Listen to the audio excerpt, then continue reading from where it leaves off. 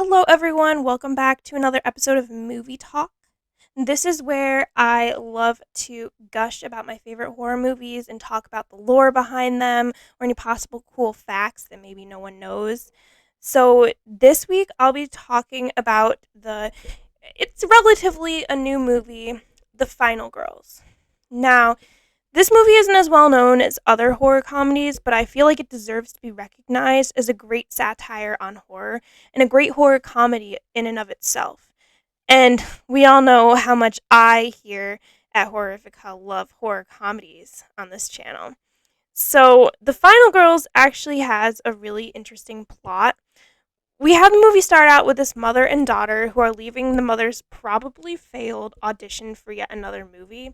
The reason why she's having so much trouble finding new gigs is because she played a character in an 80s slasher movie that's become a cult classic at this point in time, and no one can see her as anything besides that girl. Basically, no one takes her seriously because her character was just one of your average dumb teens who has sex and gets killed by the killer for having sex. So I feel like this movie, first of all, is being parodied as a slasher movie or a parody of a slasher movie.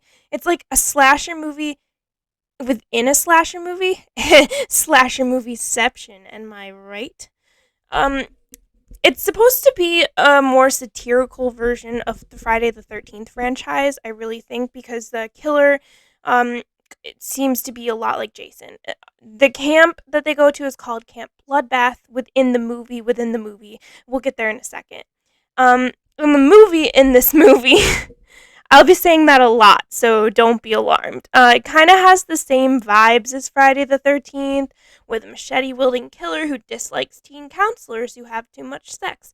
Surprise, surprise, that's pretty much the entire plot of the Friday the 13th franchise. I mean, we all get why Jason Voorhees doesn't appreciate teens fornicating, considering that's the reason why he drowned. But this movie just makes a parody on the idea of that as a plot. So, anyways, the mother and the daughter are in a car together, just goofing around and having a lighthearted moment because the mother feels bad that she can't get a job to support her daughter more. And this is a horror movie, so of course we can't have too many lighthearted moments. Come on, guys. It may be a horror comedy or a satire, but this is still a horror movie. Because just seconds later, they get in a car crash. And it's this slow motion, flip over of the car where everything's flying in every direction, but super slow mo. The slow mo guys would be super proud of that scene. So we get a 3-year flash forward, and we know at this point that the mother died in the car crash. We meet her now teenage daughter, who's crushing hard on the hot boy at her school, as average female main characters in horror movies do. Y'all know how this works at this point. The daughter's name is Max, and we see her and her friend Gertie go to a diner so Max can study with a cute boy named Chris. That would be the cute boy that she has a crush on. As they're studying, Gertie's horror fanatic stepbrother Duncan shows up and begs Max to come to a showing of Camp Bloodbath and make an appearance as Amanda Cartwright's daughter. That was her mother's name. Max is apprehensive at first because it falls on the anniversary of her mother's death, but then Duncan promises to make sure she passes the class that she's failing, the one that Chris is helping her study for. So, Jesus Christ, what an insensitive asshole. Can I just say that? Like, he knows about her mother's death, and for his own selfish needs, he's making her come to a movie that her mother hated being in and see her fucking face all night. What the fuck? Okay, I just needed to rant about that for a minute because it really, really pissed me off when I saw the movie. Well, obviously Max can't pass up this opportunity because she needs to pass that class to pass high school. So she agrees and begrudgingly goes to the movie. At least the hot boy Chris asks to go with her, which is nice. Like, this guy is a genuinely nice hot guy throughout the movie, so we can give him props for that, everyone. He's nothing like your cliche horror hot guy who just wants to bone all the girls. But don't worry, like, if that's your cup of tea, if that's your kind of guy, for some reason, this movie will have that too. So just you stay seated. It'll happen.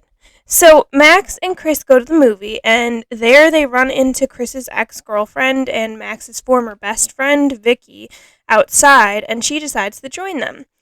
We do have a sort of a nice-ish moment with her and Vicky. It kind of establishes the fact that yes, they used to be best friends, and maybe Vicky still does care about Max. And it's when Vicky does seem slightly concerned for Max because she knows what time of year it is. She knows that it's around her mother's death. But that is quickly changed when Vicky continues her crusade of trying to get back with Chris. So when they ran into Vicky, it was outside, and Vicky was in this other boy's car. And she tried to make Chris jealous with the other boy, but that didn't work. So she's like, well, now I'm going to have to intervene and make sure that Max and Chris don't have anything going on.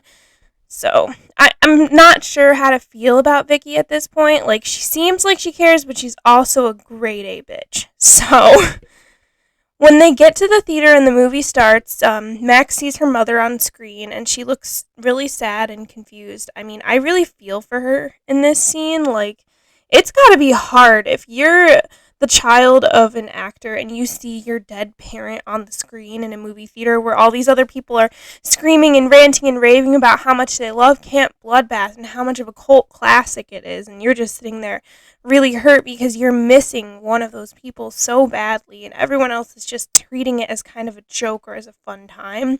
It's gotta be hard. Well, they don't get to watch the movie for very long because due to some Final Destination type shit, like, literally this scene reminds me of that convoluted way the teacher dies in the first Final Destination movie. I don't know if you've ever seen Final Destination, guys, but there's one death that super doesn't make any sense. I mean, some of the deaths are really, really ridiculous in the Final Destination series, don't get me wrong, but this one took the cake for not making any sense. So the theater catches on fire, and it's all because some idiot had booze in the theater and he spilled it on the floor, and like a trail of it trickled all the way across the theater all the way across the back of the theater where both of the exits are. And some other idiot lit a lighter and he dropped it onto that trail of booze, and instantly the fire started. And oh my gosh, guys, it's ridiculous. Like, do they not realize that that's not how alcohol works? Okay, let's pause for a second. I don't think horror movies who use this trope to start a fire realize that it's not actually possible. Sure, alcohol is a flammable substance, but only if it's like 80 proof or higher, and even then, it's not likely to start a fire of this magnitude. It's not like putting gasoline on the ground. That immediately ignites because that is an accelerant. Makes a lot of sense. That is perfectly fine. But this is just ridiculous, and it's always used in horror movies to start fires and make plot points happen. But it's not realistic or feasible, and it really pisses me off when movies do this because it's just not. I know, as someone who works with flammable substances, or who did work with flammable substances when I was in college, I did a lot of sculpture, I worked with a lot of flammable substances, I did welding. I know that this is not realistically possible. Okay, that's just my little rant. I wanted to clear that up for everyone. Now let's go back to discussing this movie.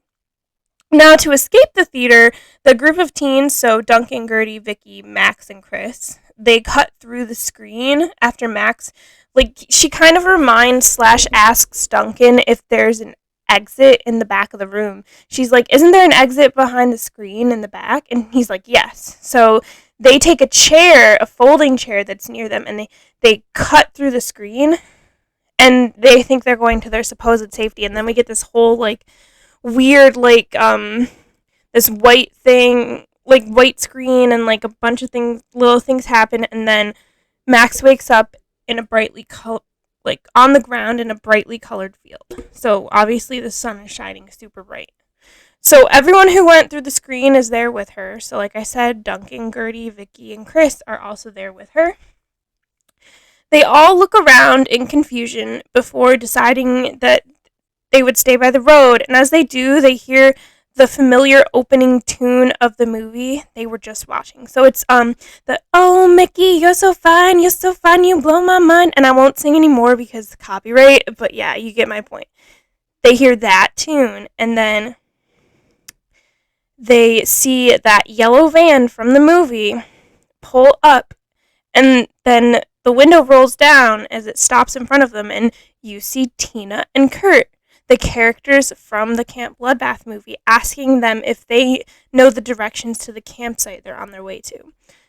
As Duncan awkwardly mumbles out the directions to them, they just say, "Keep going this way and you'll hit the place." The group then look at each other as the van drives away and realize that they are not in reality anymore. They are in the movie. But this idea does not cement with everyone. They cannot comprehend this as a possibility. So they try to come up with an idea to figure out how they got here and what they need to do to get out of this space when they hear the opening tune of the movie again and the van comes up the road. And this cycle happens a few more times. It's a little comedic. Like, every single time it happens, they're changing the way that the characters are sitting on the road and looking, and it's kind of funny. And then, like I said, it happens a few more times before Max and Duncan, they both decide that the group has to go through the events of the movie since they're in it. So they have to go with the van, or they're just going to be stuck in the sloop forever. And so the next time the van comes around, Tina and Kurt ask for directions, and they tell the group tells the parents they are also headed to the camp. So Kurt and Tina offer them a ride.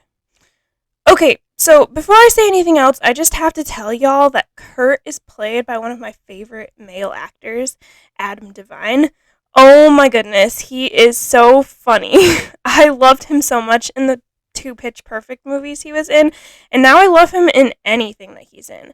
I recently found out that, because I don't really watch these kinds of shows, I don't have cable, I recently found out that he was in the show Workaholics, and I started watching it, and I loved it. It's great. He's such a great actor.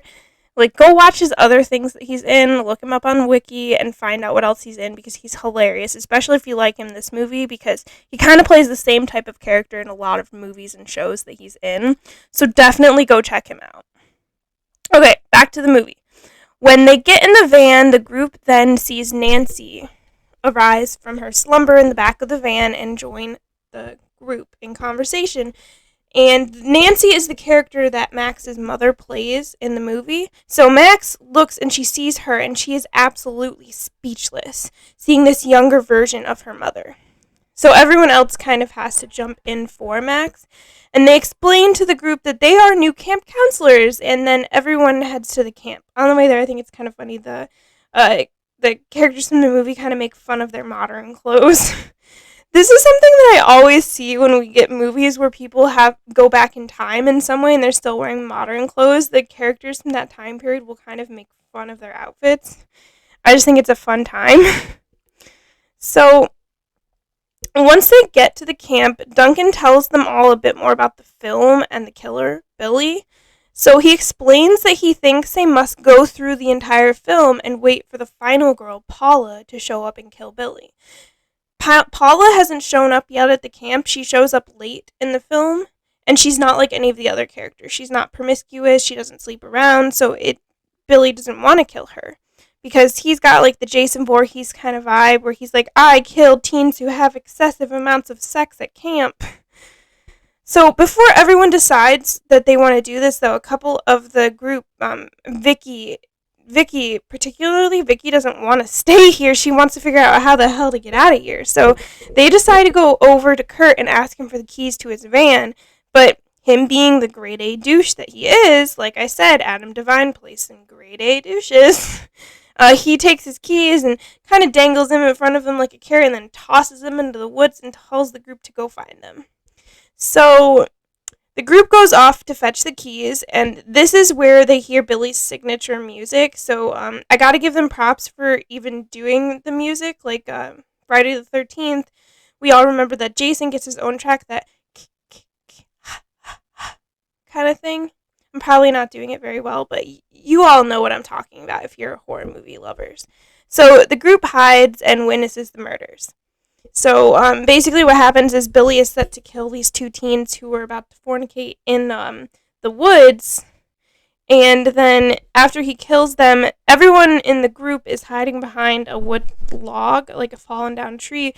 And they make a noise and Billy spots them. And then Duncan tries to go up to interact with him. Duncan thinks that Billy can't kill them since they're not part of the movie.